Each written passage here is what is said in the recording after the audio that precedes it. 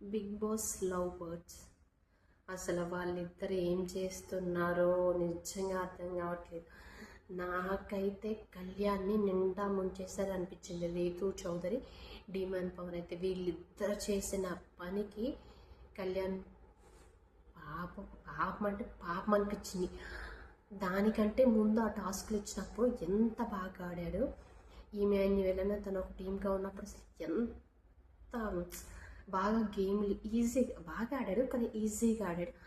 అంత బాగా ఆడినప్పుడు మనకి డీమాన్ పవన్ చేతిలో ఉంది అంటే, సో అదేదో సాంగ్ ప్లే అవుతుంది, వాళ్ళు వచ్చి గంట కొట్టి అక్కడ ఎవరిని రిమూవ్ చేయాలని ఒక టాస్క్ మనకి గేమ్ పెట్టినప్పుడు అసలు డీమాన్ పవన్ అసలు గంట కొట్టాడు, వచ్చాడు, నేను కళ్యాణ్ని తీసేస్తున్నాను అంటే అసలు ఒక్క నిమిషం షాక్, అందరూ షాక్ అయ్యారు, తను షాక్ అయ్యాడు.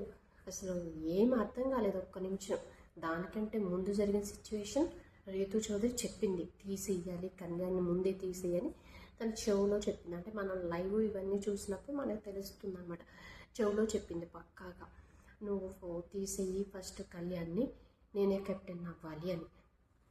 డీమన్ పవన్ ఫస్ట్ ఏం చెప్పాడు, ఫస్ట్ నేను ఇంపార్టెన్స్ ఇచ్చేది రీతు చౌదరి, తర్వాత కళ్యాణ్కి అంటాడు అని చెప్పి ఇన్ని చెప్పినప్పుడు కళ్యాణ్ కూడా అనుకుంటాడు, ఏమనుకుంటాడు, నాకు సపోర్ట్ ఉంది కదా, ఫస్ట్ రౌండ్లో నన్ను తీసేయలే అన్నట్టే ఉండి, అది తనకంత కెపాసిటీ ఉంది.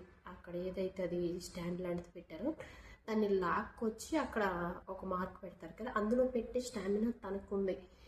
కానీ ఇక్కడ తను ఎందుకు సైలెంట్గా తను హోల్డ్ చేసి పట్టుకున్నాడు ఆ స్టాండిన్ అనేది అంటే, డీమాన్ పవన్ ఎలాగో లాస్ట్ వరకు ఉంచుతాడులే, ఇప్పుడే ఫస్ట్లో నన్ను తీసేయడు అనే ఇంటెన్షన్లోనే తనుండి తనకి అంత కెపాసిటీ ఉన్నా లాక్కు రాలేదు.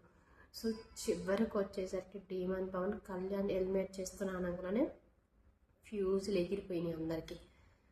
అసలుకి రీతు చౌదరి ఒక్కోసారి ఏం చేస్తుందో కూడా అర్థం కాదు అన్నట్టు. తాను కెప్టెన్ అవ్వడానికి ఎంతమంది ఉన్నా తొక్కేస్తుంది, అవతల వాళ్ళని ఎంత బతిమలాడుతుందంటే, ఇక్కడ జరిగింది ఒకటి సిచ్యువేషన్, అక్కడ జరిగింది ఒకటి. సో ఈ అమ్మాయి చెప్పే విధానంలో కొంచెం అది నాకు నచ్చలేదన్నమాట. ఇక డీమాన్ పవన్కి ఏంటంటే మొత్తం ఇక మ్యానిపులేట్ చేసినట్టు అనిపించేసింది. అక్కడ బర్నీ గారిని అడిగింది, ఆల్రెడీ తనూజ కూడా బర్నీ గారిని అడిగింది ఈ విషయంలో, రీతుని గెలిపించు, తనకి 4 అంటే సెంటిమెంటు, 4th వీక్ క్యాప్టెన్ అవ్వాలి అన్నట్టు తను చెప్పేశాడు, నేను సపోర్ట్ చెయ్యను అని డైరెక్ట్గా చెప్పేశాడు.